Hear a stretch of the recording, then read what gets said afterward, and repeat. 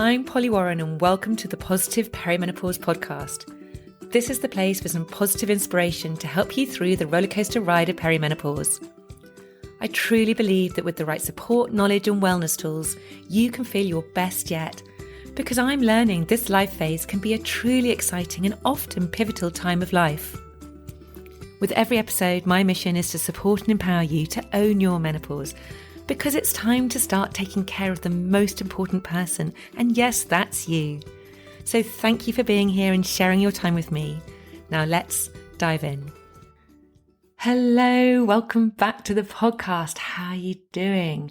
I hope you've had a good week. We've just had, I think it was our third bank holiday weekend in May.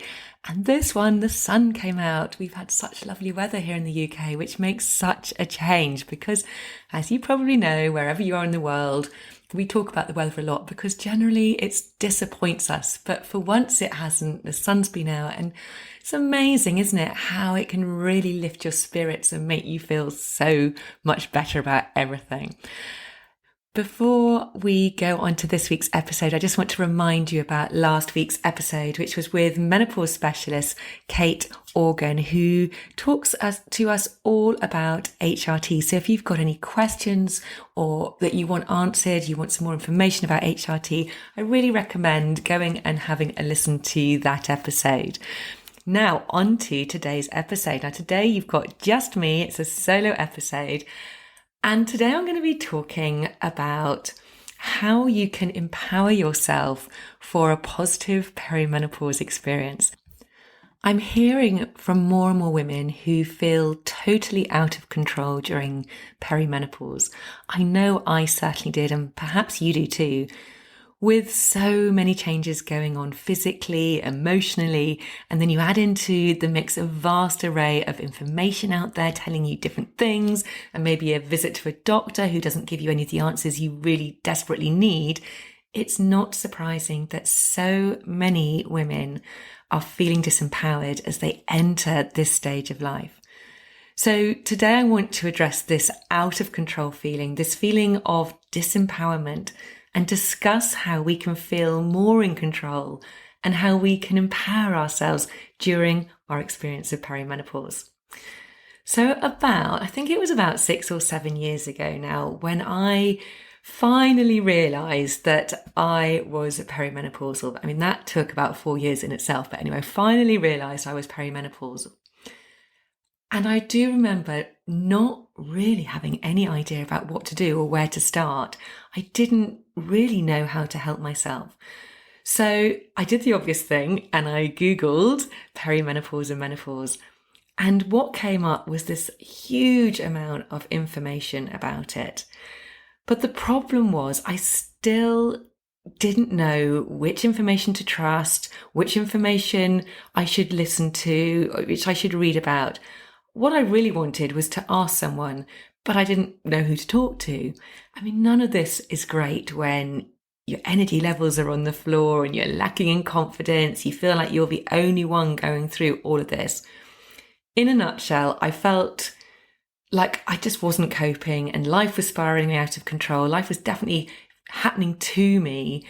And it felt difficult to know how to help myself.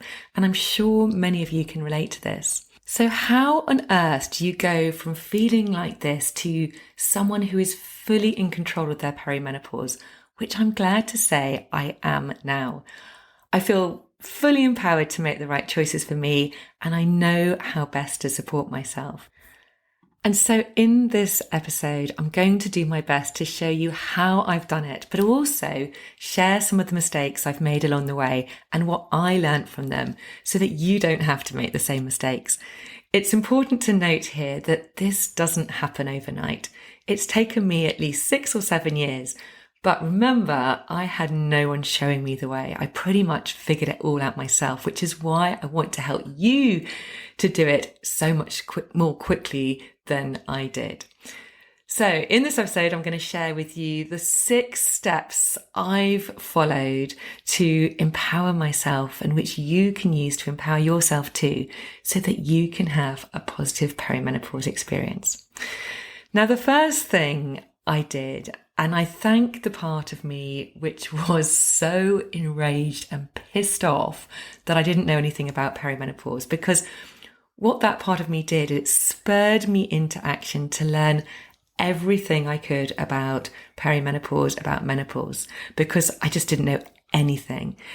Now, because you're listening to this podcast, I know that you know what I'm about to say, but I'm going to say it anyway. Knowledge is power. Get to know your body.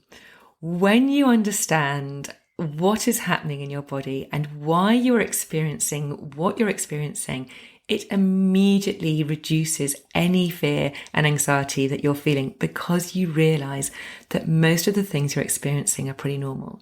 So the first step is educate yourself and get informed. I mean, it is amazing that although the information is readily available, so few of us have a real understanding of what's actually going on in our bodies. And it's not our fault, unless we were told by a parent or sister or friend, or took it upon ourselves to learn about this kind of stuff. But why would you if you weren't experiencing it? Why would we know?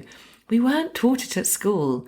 Although, thankfully, menopause was added to the UK school curriculum in 2020, which is long overdue, but thank goodness it's now there. So educate yourselves about the hormonal shifts, the common symptoms, the potential challenges of perimenopause, but also remember, you might sail through it. You might not experience challenges. It might be fine for you. So just be open. Find out about all the many ways and approaches also that you can help yourself. As you know, nutrition and lifestyle are key, and I invite you to really explore how you can help yourself with your lifestyle, explore all the alternative therapies, things like acupuncture, herbal supplements, hypnotherapy, know the kind of foods to eat, know the different ways to move your body. And all these things can really help alleviate symptoms, get to the root cause of some of your symptoms. So how do you do this? Well, you can do this by looking online, reading books, listening to audiobooks, listening to podcasts like this. There is a wealth of books out there, really good books about menopause. You can attend workshops, you can sign up to courses. Now, I know that this can still feel pretty overwhelming, because knowing which books, which information to take can really stop you in your tracks. But don't worry, because I've got your back on this. I'm currently in the process of creating something which will help remove this overwhelm, because I have heard this again and again. So I'm working on something which will help you get started. We're all unique. I totally appreciate that. Yet there are some blanket things each and every one of us can do to start to help ourselves to feel better. And I really can't wait to share this with you. So watch this space. I will give you more information on this when I have it. Now, what I would also suggest at this point is for you to track what is going on specifically for you. This is something I didn't do at the time, but in hindsight, I know it would have been so helpful to gain a deeper understanding of my own experience. Now, you can do this by downloading a symptom tracker. I've created one and I'll put it in the show notes for you if you want to download it and print it off. You don't have to do a little writing. It's just got a list of all the common symptoms on there. And you can just day to day put a symbol. You could do a cross or a tick or a sad face next to any of those symptoms that you're experiencing that day. It just really helps you to track what is going on. There are also many apps now where you can track what's going on. There's Balance app, there's an app called Clue. So just have a look and do what feels best for you. You can also obviously write in a diary or on your calendar or on a piece of paper. But the most important thing is to record what you're feeling. Having a record is so helpful, because if you're struggling, it's very easy to say, I feel anxious all of the time, or I'm irritated all of the time. But actually, if you look back over a period of time, you may well notice that you didn't feel these things every day. There were some days which weren't so bad, but it's very easy to forget those days when you're not feeling great. So it really helps give you a perspective on what actually is going on. And also, having a record is so helpful if you're going to go and talk to a healthcare professional. So I didn't do this, but I know it would have been really helpful, because once I felt I had an idea that how I was feeling was most probably perimenopause, I made an appointment with my doctor, because in our culture, we are very much brought up to believe that doctors have all the answers. And I felt like I needed someone to confirm what I was feeling and what I was thinking. We do trust that they know best, that they have the answers, and that they'll be able to fix whatever it is we go to them with. So when they turn around to you and say something like, "You're too young to be menopausal," your first instinct is to believe them, which immediately makes you start to doubt yourself. And this is exactly what happened to me.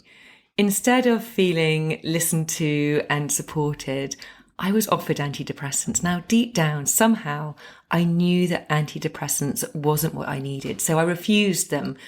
But I know that for many of us, we will try anything to help us feel better. So I absolutely understand anyone who takes what the doctor tells them to do, whether that's antidepressants or whatever it is. Unfortunately, I know that this is still happening. There are too many women who are still struggling to find a healthcare professional who will engage in a meaningful and informed discussion about the best way forward.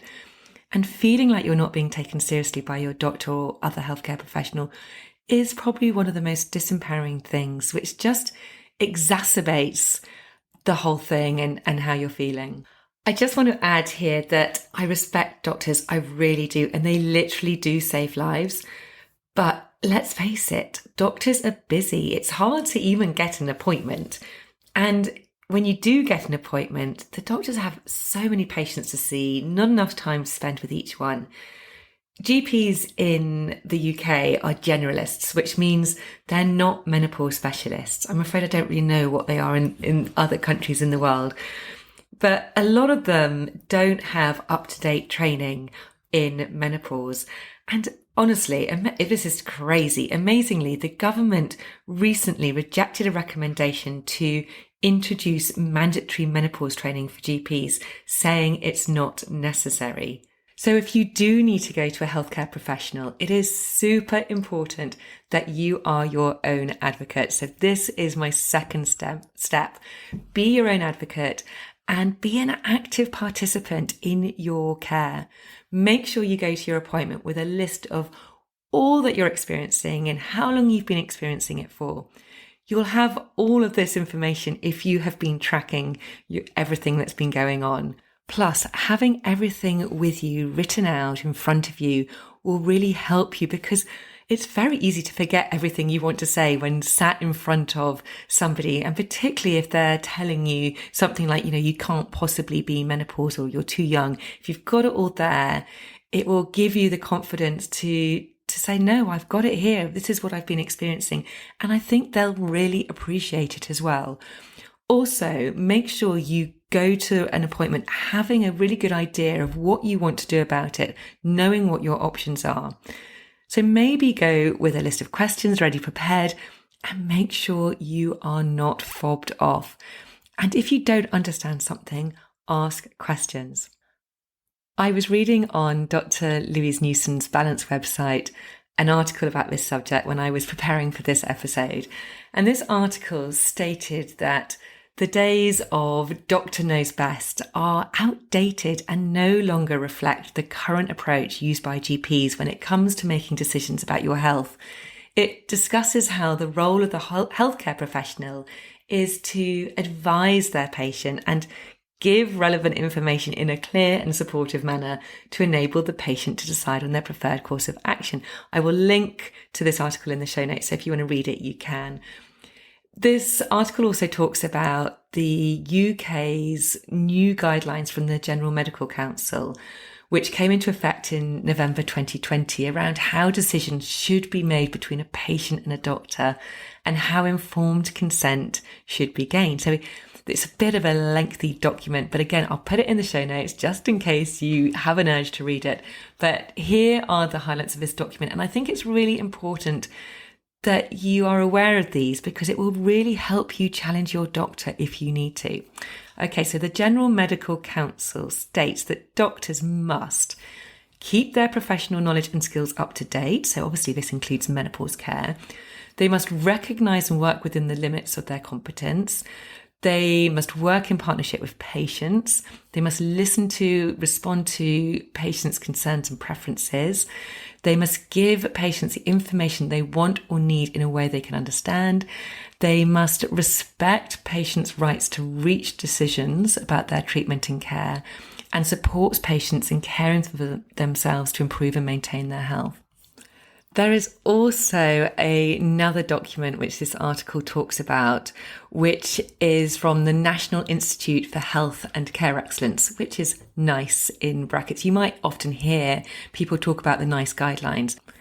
And in June 2021, NICE published shared decision-making guidelines to promote ways for healthcare professionals and people using the services to work together to make decisions about treatment and care. What it means is that all patients have the right to be involved in decisions about their treatment and to make informed decisions if they can. So for us menopausal women, what this means is that the information healthcare professionals give about HRT should be based on the best available evidence when discussing the risks and benefits. It should also include information about the various ways to take HRT and an explanation about how any risks are particularly relevant for you. They should support you to come to a decision about what treatment you would like and respect your right to make that decision. So I hope that this is helpful. I'm hoping that knowing this will empower you to challenge your healthcare professional if necessary. I know you shouldn't have to, but this is all about empowering ourselves if need be. I suppose the long and short of it is don't take any shit. Go prepared, print out these documents if necessary. And if that does feel difficult because you're not the kind of person to confront your doctor, I know I would find that difficult, then maybe write a letter or an email to your surgery and attach the documents to it. And remember, you can always get a second opinion or request to see another doctor if necessary. Now, I know for some people, medical intervention is absolutely necessary, particularly if you're under 40, experiencing menopause symptoms, or you have any other health concerns. But I also wonder whether we don't necessarily have to medicalize a very natural process. What if, with a greater awareness, women can actually start taking positive, empowered action for themselves without needing to see a doctor initially? There is so much we can do ourselves before visiting a doctor. I think many of us feel like we need to go to the doctor, I mean, me included, to be given a quote unquote diagnosis of perimenopause. And I understand why, because it gives us peace of mind. However, if you're over 45 and you're experiencing any of the common symptoms, it's pretty safe to conclude that you are most probably perimenopausal. Blood tests aren't going to confirm it because they're unreliable, because our hormone levels are constantly changing. But with the right education, even if you are in your early 40s and experiencing some of the common symptoms, you probably know better than a doctor. We just need to trust ourselves more and feel confident in our ability to take ownership of our health. Every woman is going to go through perimenopause and menopause. So why do we need to have a diagnosis? We don't need one when we go through puberty. We just know that's what it is. So why do we need to be told that we're perimenopausal? In hindsight, if I had all of the information I now have and I was tracking my symptoms and I understood what was going on and not freaking out that I must be seriously ill, it would have been super obvious that I was perimenopausal. I also think that we learn more from podcasts, from books, from coaches than we do from doctors about all the different options available to us, which will help us thrive during this time. I mean, I know we've got a long way to go before that's the norm, but this is why it's super important to educate ourselves, to be an advocate for ourselves, because this way we can take our health into our own hands and prevent also a lot of the longer term issues, which will mean less visits to the doctor, which ultimately will take the pressure off the doctors and the system will work much, much better.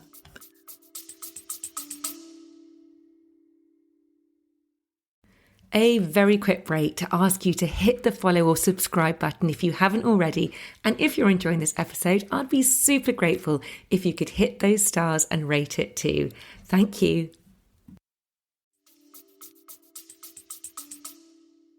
Whatever approach you take, remember that you don't have to go through perimenopause alone, because it can feel very, very isolating. I remember how alone and isolated I felt. I felt like I was the only one going through it. So my third step for an empowered perimenopause is to get support so that you don't feel like you're the only one going through it, because you are not. There are many, many others going through it as well. So I invite you to talk to your friends, talk to your family, talk to your partner, maybe join Facebook groups if you're finding it difficult to talk to the people closest to you. Whatever feels best for you, but try and find people who understand what you're going through. Share your concerns, share how you're feeling and the challenges that you're facing. Try and be as open as possible, because talking about your experiences really can help. Now, I didn't do any of this at all, but once I did start to open up and talk about it, and now obviously I talk about it all the time, it really did feel like a massive weight was taken from my shoulders. Now, I did talk about knowledge as power earlier.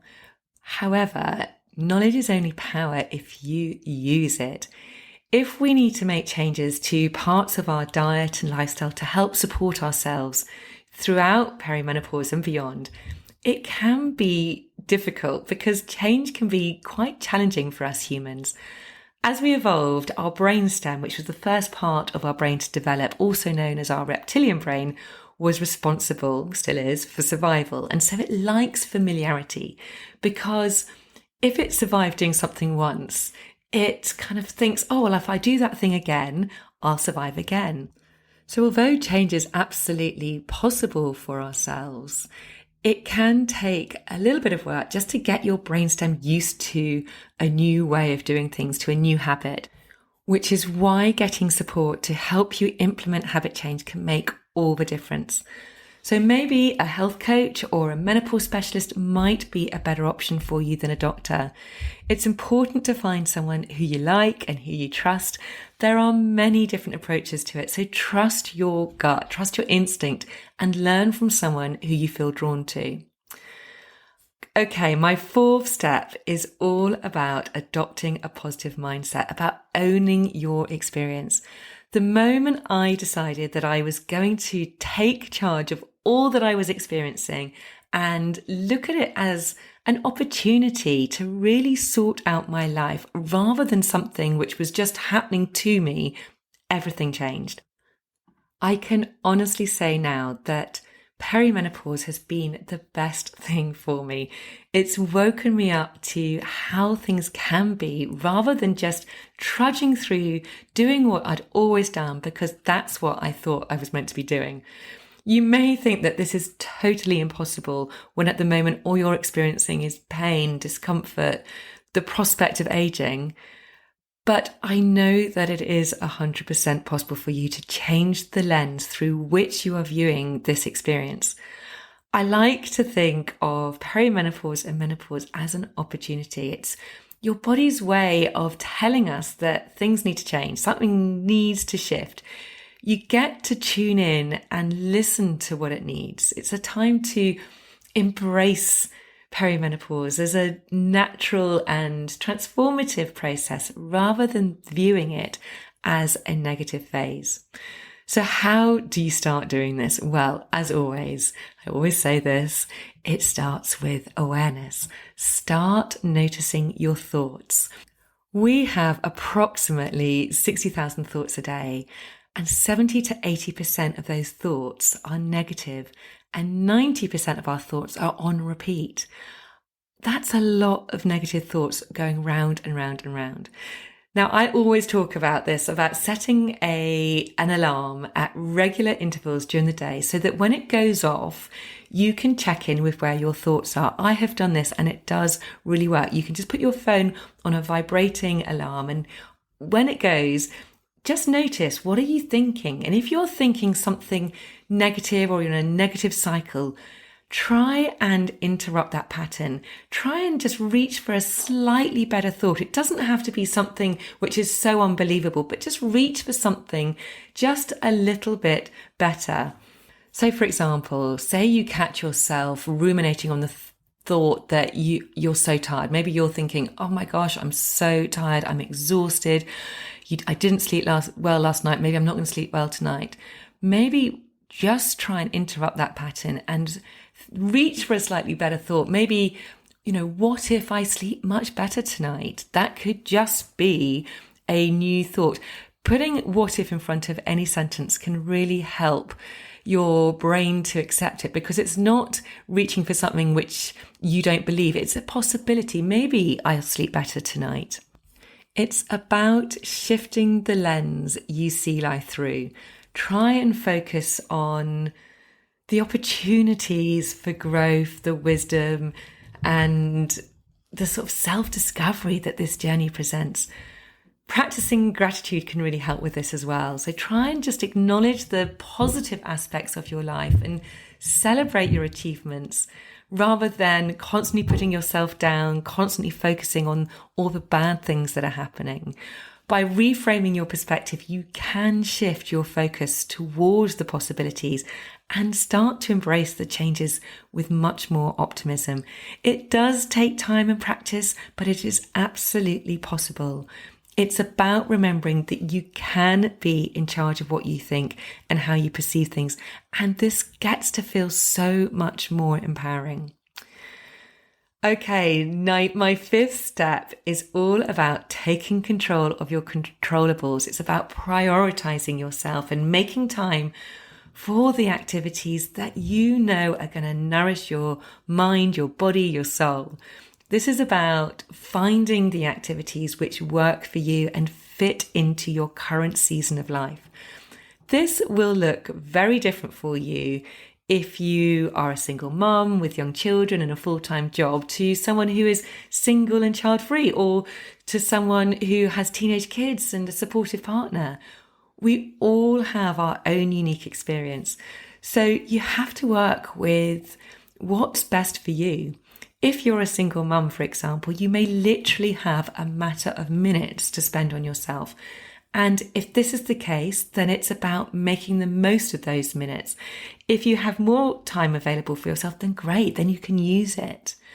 So this naturally brings me on to the topic of morning routines, which, as many of you probably know, I'm a big fan of the morning routine, because I do believe it's a great way to get some important self-care practices into your day before the day properly begins. I have a whole episode about the morning routine. It's episode number 21. So for more on that, if you're interested to find out more about that, go and have a listen to that one. But in that episode, I talk about someone called Hal Elrod, and who wrote a book called The Miracle Morning. And he gives an example of a 6-minute really nourishing practice you can do in the morning. So if you're short on time, that could be a really good option for you. And it includes a bit of movement, a bit of mindfulness, a bit of visualization. So go and have a listen if that's you. But needless to say, some sort of movement is good. Some sort of relaxation or meditation is going to be hugely beneficial. Some sort of practice where you can set your intention for the day is going to really help you feel more empowered and more in control of all the things that are going on for you. And it's going to really help you feel much, much better about yourself. My morning routine was the biggest game changer for me. Well, it still is the biggest game changer. I absolutely love it. And I really notice the difference in how I feel if I don't get to do it for some reason. By getting up a bit earlier and spending some time for myself before the chaos of the day, it really gives me the best possible chance of setting myself up for a good day. And it can really determine the direction of how my day goes. So I know some mornings if I wake up and I've had a late night, for example, I'm waking up tired or I've not slept well, and then if I lie in bed for as long as I can, I hit that snooze button, it means then I have to get up, I've got to hurry, everything starts to go wrong. You know those mornings when you open the fridge and maybe a bottle of milk will fall out, it spills all over the floor and then you slip over, or often when we're in that sort of negative energy, it follows us throughout the day. However, if you start your day with calmly, with good intentions, you make time for yourself, maybe you move your body, you meditate, you read something or you journal, whatever feels good for you, you're starting your day on the right foot and you're much more likely to have a better day. You're much more likely to make good food choices and you're going to feel so much more in control of everything that is put in front of you. And you're going to be able to manage and decide how you react to things rather than just feel out of control. So my last and final step to help you feel more empowered during perimenopause is all about personal growth. Now, when you get to know yourself and release what's no longer serving you, honestly, it changes everything. As we age, we all are going to change, all of us. This has just been huge for me and has really helped me feel so much more in my own power. I've done a lot of work on myself during perimenopause, and I suppose it all started when I started training as a health coach. And as part of the training, I was being coached on a regular basis by other trainee health coaches. And oh my goodness, it allowed me really for the first time to see all the things which were holding me back. And a big thing which came out of it was wanting to grow in confidence and wanting to get my voice heard.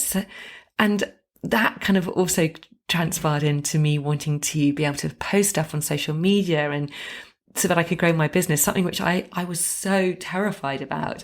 I've always had the identity of being a very shy person, but I didn't want that identity anymore. And I realized that in order to shift that, I had to get over myself. I had to set my ego down and start to worry less about what people thought of me.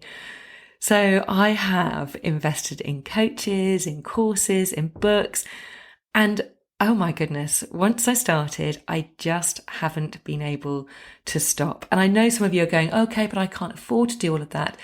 It doesn't have to cost a lot of money. There are things out there at every single price point. You can invest as much as you want to in something or as little as you want.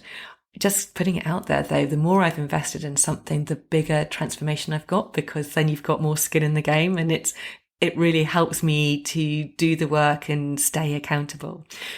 I honestly do think, though, that perimenopause has gifted me this opportunity to wake up and rediscover who I really am. I feel like I was sleepwalking through so much of my life, going through the motions.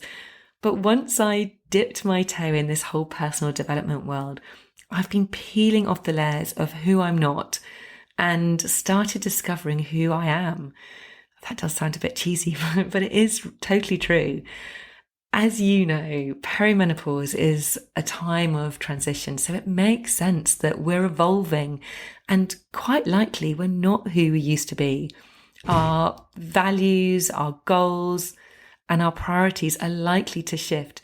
So it's important to embrace new opportunities, to explore your passions and engage in activities that bring you joy and bring you fulfillment. When you're aligned to who you truly are, which all of this personal development work really helps you to do, you're naturally going to feel more empowered and more in control of your life. So where do you start? How do you start with this? Well, as I've said, books, podcasts, courses, it's all about expanding your mind. There's no better feeling than learning about new things. I don't think so anyway. We're all here to grow and evolve into the best version of ourselves. So it's important to feed and nourish that part of us.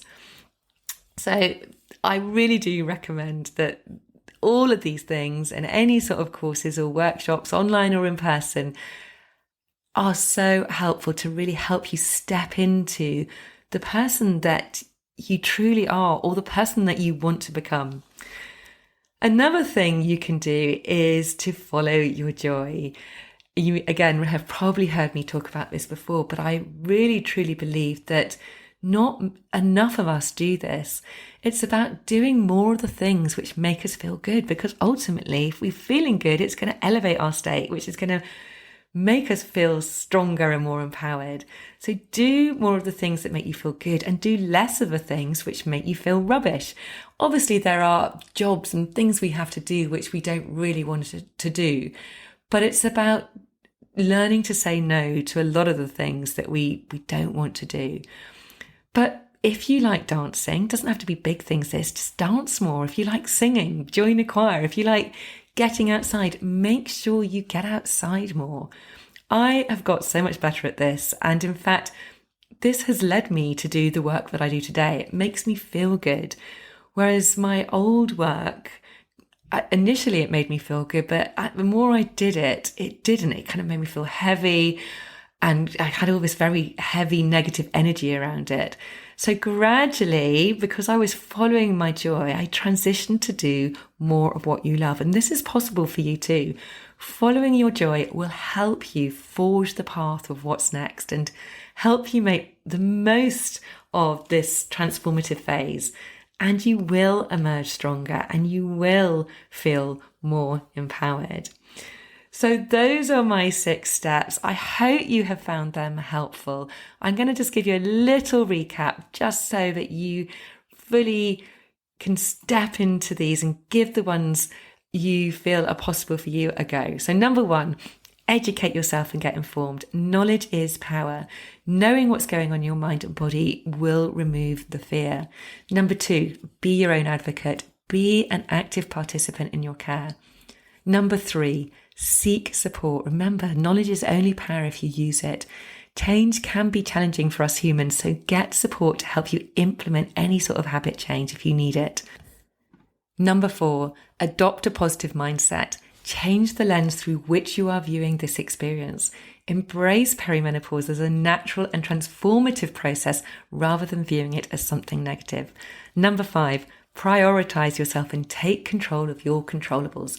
Make time for activities that nourish your body, your mind and soul. You get to decide how you take care of yourself. And number 6, focus on personal growth. Get to know yourself and release what's no longer serving you. I hope you've got something out of this episode and that you feel more empowered to take control of your perimenopause. You are truly amazing. Never ever forget that.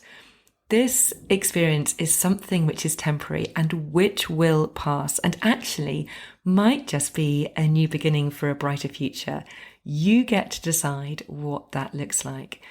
And if you're feeling inspired to take action and perhaps feel called to get some support along the way, and you feel I might be the one to give you that support, send me a message. I love what I do as I see women move out of this feeling of out of controlness to feeling fully empowered to take charge of their lives. And honestly, without sounding too cheesy about it, it is the best job in the world. Anyway, I've put all the links I've mentioned today in the show notes, plus how to get in touch with me over my Instagram, come into my Facebook group, all that sort of stuff. Thank you so much for listening. I appreciate it enormously. And if you have enjoyed this episode, I would be enormously grateful if you could come and rate and subscribe and write a review, because it really helps this podcast so much. Have a wonderful week, and I cannot wait to speak to you next time. Take loads of care. Lots of love. Bye.